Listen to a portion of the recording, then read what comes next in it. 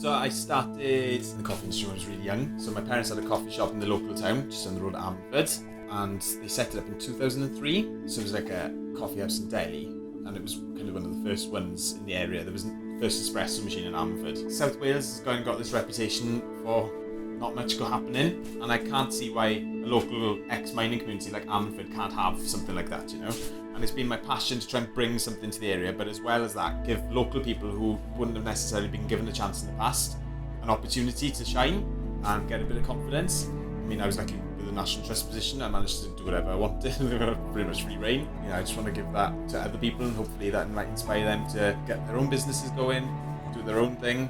But the plan really is to kind of bring people in from the local area and train them up in specialty coffee, and then it'd be good for them to improve the standards of coffee in Wales, but as well as that, find work. So the name behind Coaltown obviously is named after our ex-mining town, Ammanford. Ammanford was set up around the mining industry. Mines have been there since the mid-1800s, and it was a lifeblood of the local area. The whole area is geared around that industry. There was a small automotive factory in Ammanford, as well as many clothes manufacturers. The whole area was a bustling community, you know. It was full of industry. But unfortunately all that industry has disappeared, and the town has almost lost its purpose. It doesn't have a meaning anymore. I've lived here my entire life, so it's been quite sad to see it deteriorate such a way. My passion is to see it thrive again, have a purpose, and make it a destination for people to come and see. I mean, it's surrounded by stunning locations. We've got amazing hills. We're at the foot of the Brecon Beacons, as well as the beginnings of the Amman Valley then. So it's a really, really stunning location, and I just can't see why we can't have a business, our roastery, in the middle of, you know, an ex-mining town. So my great-granddad, his name is Ben Addis, and he was just a typical local man who worked in the mines from the age of 14, in 1914, and he retired in 1958 then. So he had a long career in the local mines, and he's kind of from a generation which was once the golden era of the local area, you know. It was at a time when it was a really thriving community, and it was a lovely time to be around, you know. Kind of what we aim to do is kind of bring that sort of movement back and inspire people to kind of, you know, love where you're from, because it's an amazing place, you know. So I just love the fact that you can explore all these different origins and just find flavours and really special coffees from different parts of the world, and explore this continuously. It's always something different, you know. And it's that journey to try and find this like ultimate cup of coffee that you're trying to achieve. And it's just a generally exciting industry to be part of. It's constantly evolving. There's always something new, and it's just great industry to be part of it. I sort of studied as an engineer back in the 80s, went to uni, and I kind of hit the corporate world, you know, worked for big corporations like Sony, Hitachi, predominantly in the sort of design field in mechanical engineering. Did loads of travelling, you know, with my job and things, so lots of experience as well. And I kind of it was back in these kind of early 2000s, I was working away quite a lot and quite a young family, and just decided that it would be a good idea maybe to do some, you know, like a sort of small family business so we could sort of work together. And that's when my wife and I decided to sort of do just a little coffee shop, and just do something together really. And so prior to that we had no kind of experience in the world of coffee, but it's just life-changing once you kind of dip your foot in the coffee world. It's pretty life-changing.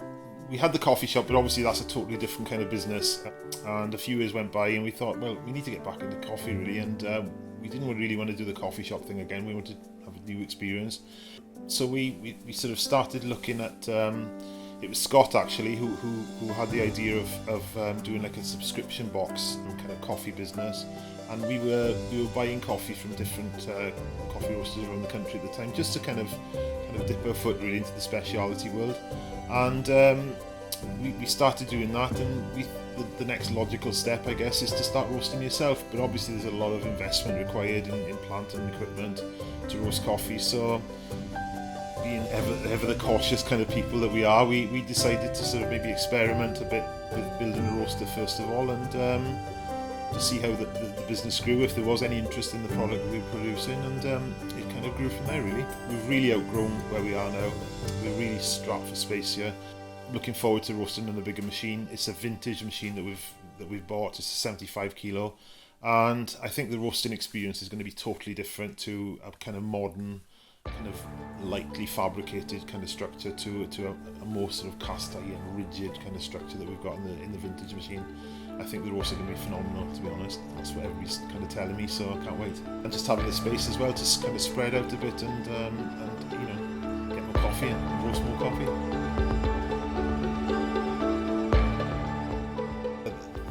The pace of change in the coffee industry is phenomenal, so it's just keeping up with things really and learning.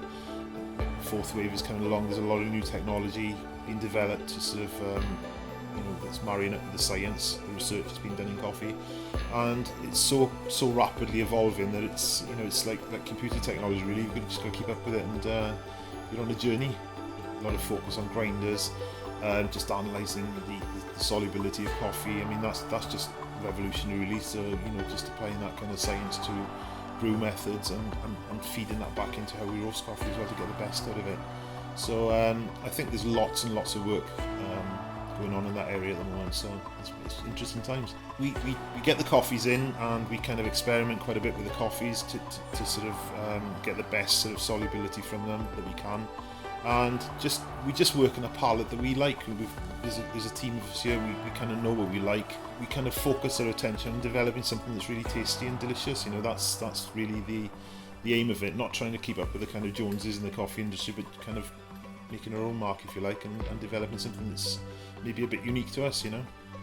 It's just exciting. It's really, really great fun. There's a lot of interest in what we're doing. Obviously, we're kind of ploughing a furrow really in Wales. There's a lot of challenges because obviously some parts of Wales haven't really kind of caught up with the coffee scene in other parts of the country. So it's kind of convincing those people that investing in really good coffee is a good investment. So that's the challenge really, and also education. We're very focused on training our customers so that they can develop the skills to brew the coffee really well to a really good standard. So yeah, those are the real challenges in this part of the world, I think. So yeah, just plugging away and doing our thing with it.